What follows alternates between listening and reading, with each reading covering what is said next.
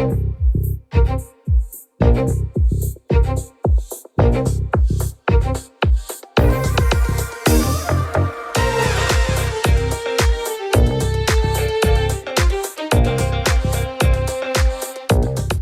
to Super Entrepreneurs Podcast. Today we have with us Rebecca Babcock. How are you, Rebecca? I'm well. How are you? Excellent. Thank you so much for coming on the show. Thank you for having me. Oh, it's my pleasure. Yeah. So you are Rebecca, and I know you are doing wonderful things right now. And myself and the audience would love to hear about it all. But just to kind of begin, if you don't mind, in your own words, introducing yourself. Yeah, great. One of my favorite things to do. So my name is Rebecca Babcock, and I discovered in making that the name of my company that is a bit of a tongue twister, but I'm Rebecca, and I'm the founder of Rebecca Babcock Coaching. And the very quick version of me is that, as it says on my website, so I can't hide from it, I'm a 43-year-old bad, I don't know if we have to blank out words that might have a swear word in it. Yeah. So a kick butt person. I have a chronic autoimmune disease that I was diagnosed with at 16. And when I was 38, I had my entire colon removed in an emergency surgery. I had 5 surgeries. I had a big career in corporate America, rose up those ranks, climbed that ladder. And about a year ago, I put it all down and started my own company. And my real mission and purpose is to help other people live their best life. And I feel I'm well suited to tell people that because I've been there. I was divorced by the time I was in my early 30s. You know, I ran a marathon once without training. No, but I've had hard things happen. I've had great things happen, but I'm just a really firm believer that life gets lifey, and it's all about how we deal with the hand that we were dealt. And that kind of permeates into everything that I do. I'll say this one last thing and then I'll stop talking. No. My sort of like life mantra is #no colon still rolling. And as much as that has to do with not having colon, no, it's awesome, right? It's good. It's awesome. So that's amazing. I can't take full credit for it. There's many in the IBD community that can say the same thing, but that's sort of my approach to life, not just as it relates to medical stuff, but just like life gets lifey. Things happen. You're either going to shut her down, not shut her down, but shut her down life, or you're going to rise up. And I just want to help as many people as want to rise up and live an awesome life. Yeah, that's incredible, Rebecca. And thank you so much for sharing that. It must have been like, I'm not even sure what you went through. And I'm sorry to hear what you went through, but it requires such a strong mindset to be able to continue with what life brings you, to continue and especially continue to serve other people. So when you made this decision, what went through internally? Can you share? Absolutely. And so just to keep in mind, I was diagnosed when I was 16. So, and I have what's called ulcerative colitis, which is that my body believes my colon is a foreign object and it's constantly attacking it. So this was my journey since, high school. And maybe it's because it was before the internet.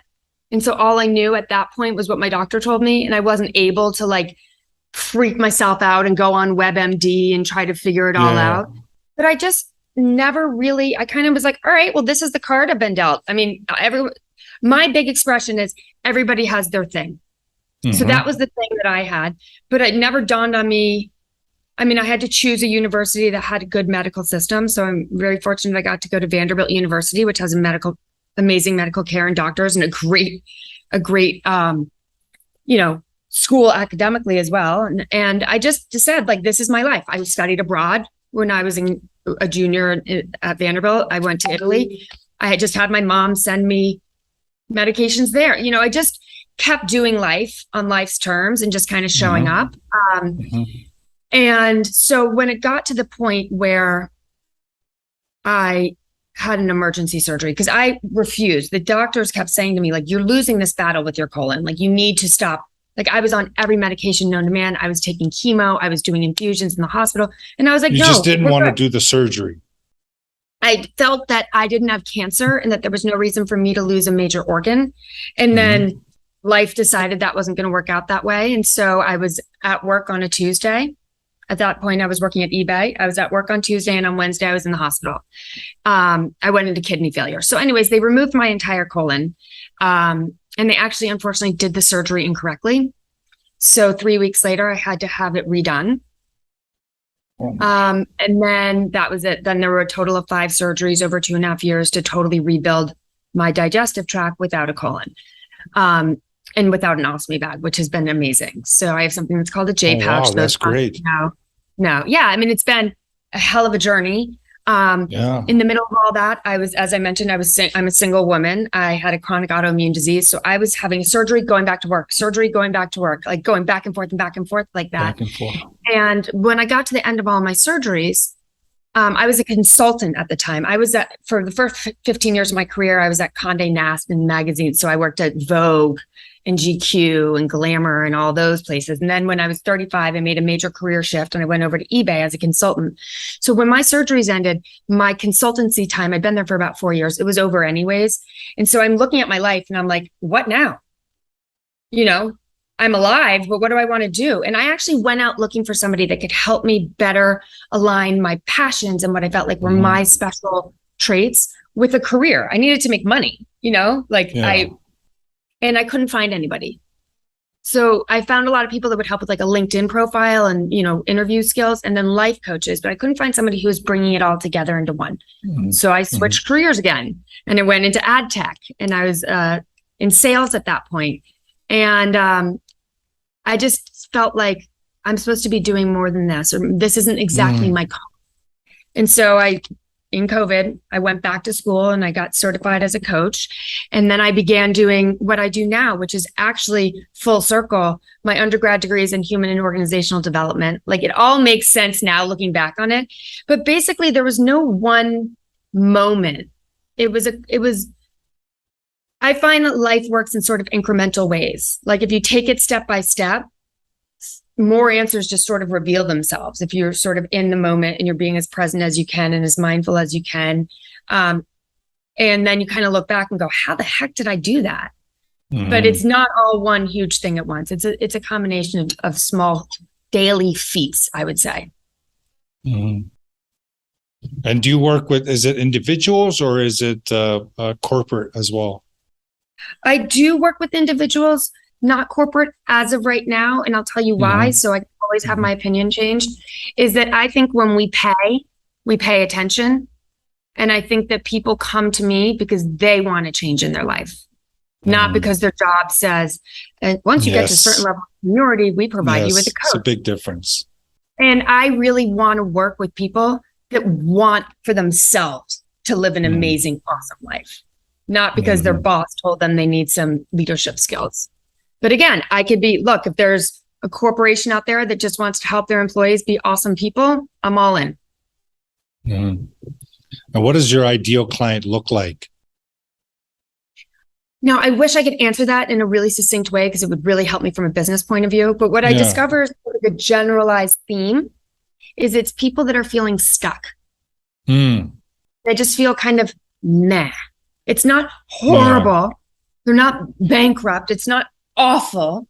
They're just generally they're in their mid to late 40s up to their, retiring. Feeling icky. Yeah. I was just sort of like, okay, well, when I first got a job, I just wanted a job. And then, when I was 30, maybe late 20s, I said like, well, it'll be better once I'm more senior in my role. And then you get to this point where you're like, okay, well, this is kind of it. But I've got a mortgage, I've got kids, I've got responsibility. Who am I to sort of like, mess things up now? And meanwhile, I'm like, I did this when I was 42 years old. Like, I was like, I'm out, I'm done. I'm going to live my best life. So it's really that. And it's interesting. I have a handful of clients that are retired, and it's the exact same thing where they worked and worked and worked to get to retirement. And then they get to retirement and they're like, oh, now what? Yeah, my career defined me. Now what? Yeah, now what? So it's really the generalized thing I hear from everybody is they don't really know what they want out of their life or their career, and they just feel Quite kind of common. stuck. Yeah. They don't know what to do Quite instead, common. though. That's the challenge. Yeah. If the feeling stuck, it's not, it might not be very widely accepted, or I mean, like, to actually admit it. Express it out But loud. it is, say it out loud, but it's quite obvious, and especially when you get to that level, like you are, you can sense that uneasiness around you or in people, and because we are vibrational beings, right? So we pick up, and when we sense it, we want to help. Like, we want to help so bad, and you can't just go to, I want to help you. So it's not going to be cool, right? But there's so much help needed out there.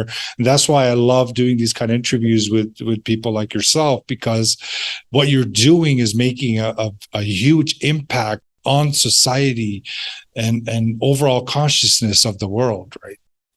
And that makes it all worth it, right? Yeah. It's not always easy to be the marketer, the salesperson, the content creator, the accountant, the bookkeeper, all the things. But look, at the end of the day, I can put my head down on my pillow and be like, I did great work today. Yeah.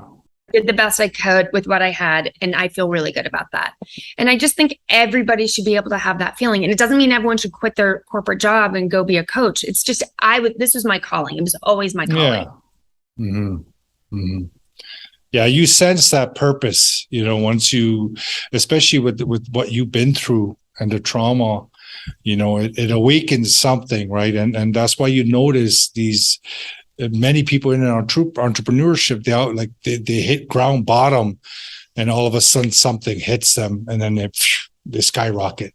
Yep, so it's something that you're as well went through in the past, but now you found your calling, you found that passion, and you could tell, even in the audience, you can see Rebecca's passion. You can see that she's out there trying to make a difference, trying to improve the lives of people that feel stuck, and bring that out to the surface and improve from there, create a foundation.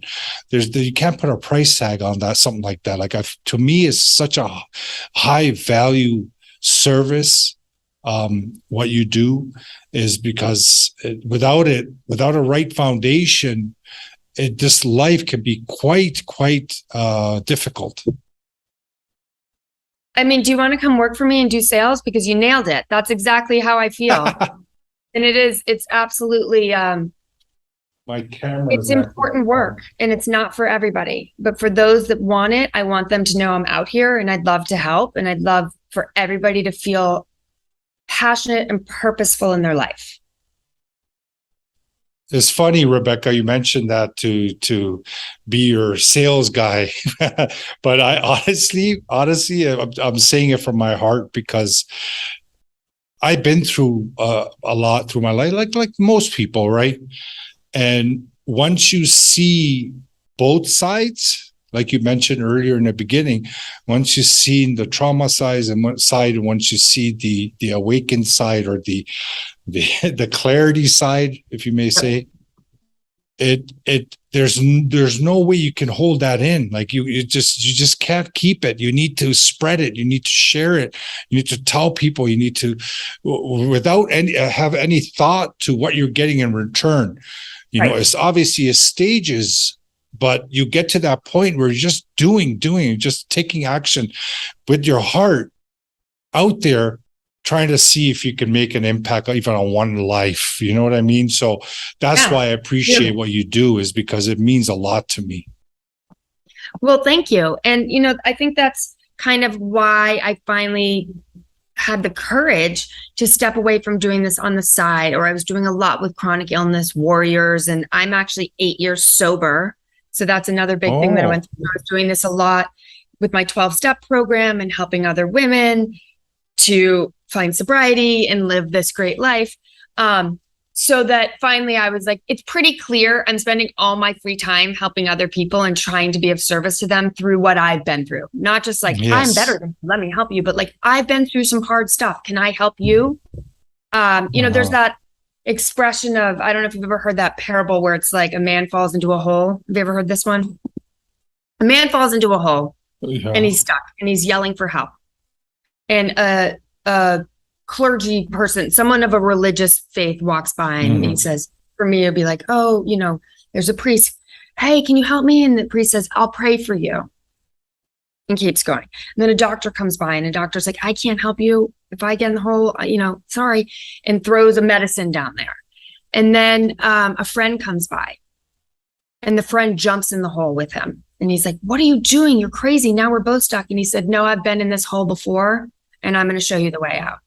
Oh, amazing. I love that. That's what I believe I'm meant to be doing. Yeah, that's amazing. First time hearing that. That's awesome. I mean, that's sort of when. Go ahead. The quality of work that a person does when it comes from passion, when it comes from your heart, it reflects. It feels effortless, right? It feels like you're just on cloud nine. You know what I mean? You're just going about it, just taking everything that comes into the moment, and you're just going with the flow of life. It becomes effortless because that opening of that passion, and keep at it, don't stop, continue to be healthy, and continue to make this impact. Thank you. Yes. I mean, that's the goal, right? And I will say that it's not like this for everybody. Not everyone's going to be coaching people, but I think the purpose in life is to find what it is that brings you into your flow. Like what makes you just kind of enjoy, because you're still going to have the things that are tough, right? Like accounting and bills and all that stuff for me. But the good of it outweighs the bad. And that's really what I help my clients find too, right? Like, what's your passion? What lights you up? Because if you're doing more of that, life gets a lot easier. Yeah. Yeah. I find that once you calm the mind a little and you become more relaxed, you start welcoming indicators to find your passion. When we use our ego, for example, or our mind excessively trying to find that purpose, sometimes it kind of feels like it's pushing away from us. And working with a mentor or coach, it provides that clarity, that calmness. And there's actually like biological reasons for that. So it's called anabolic hormones. So catabolic hormones are fight or flight. Right. And we live in that a lot. Oh, I do really well under stress.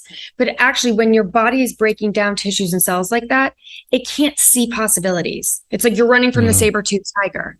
You're not thinking, well, maybe it's saber-toothed tiger and I can work something out. But when you get into a state of flow, that actually gives your brain anabolic hormones that allow you to be more in flow.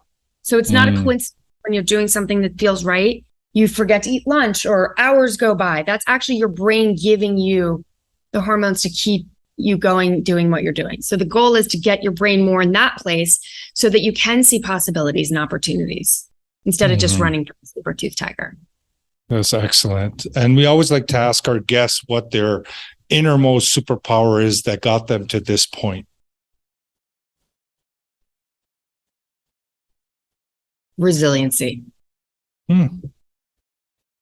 I mean, I've been knocked down a whole bunch of times. Proven. That's a proven superpower. Yeah. No colon still rolling. Is that a superpower? Yeah. Same thing. Yeah. That's incredible.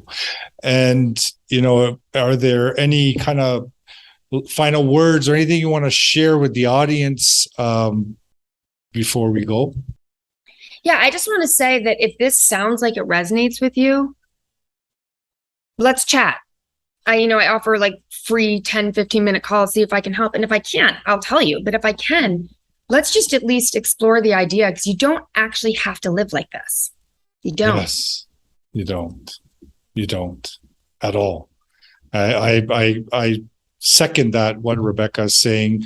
Audience, love you guys. Continue to support, continue to engage, share the episode. Connect with Rebecca, engage with her content. The more you put out there, the more it comes back, and you start rolling with your feelings. And if something resonates with you and feels good, take the step. You're not going to lose anything by taking a step. It might benefit you for taking the step. You know what I mean? And again, I appreciate all your messages and your engagement and your support. We're all about trying to bring guests on the show and people on the show to increase the awareness, the conscious awareness overall in people, and know that there is a much more beautiful world out there. You just got to start from within. And again, Rebecca, I want to say thank you so much for making the time and actually coming on the show. I appreciate your presence, and I wish you all the best. Keep in touch. You know, I build such amazing relationships through this show. Anytime I can help, let me know. Thank you so much. And everybody listening, have a great day. Thank you for bringing this message to more people. And thank you. Thank you.